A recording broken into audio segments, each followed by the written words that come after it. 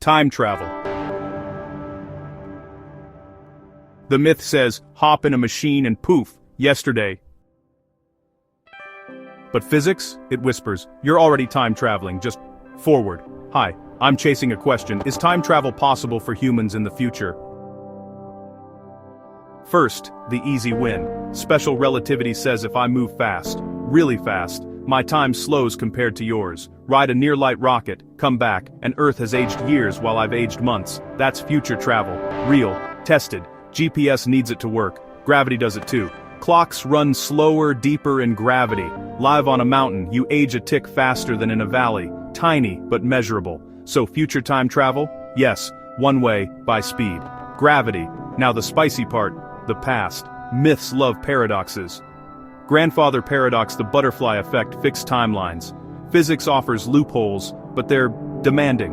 Wormholes could connect different times if stabilized. We'd need negative energy. Exotic stuff we've nudged in labs, with the Casimir effect, but nowhere near build a tunnel through time. Cosmic strings rotating universes, fun math, brutal reality.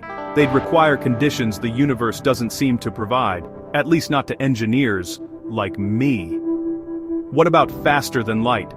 No. FTL breaks causality.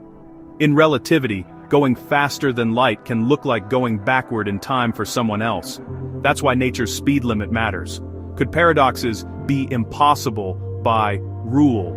Maybe consistency wins. If a past trip occurs, it always happened that way.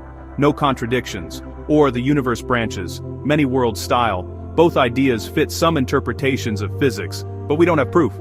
So, is time travel possible for humans? Forward. Absolutely. With speed and gravity.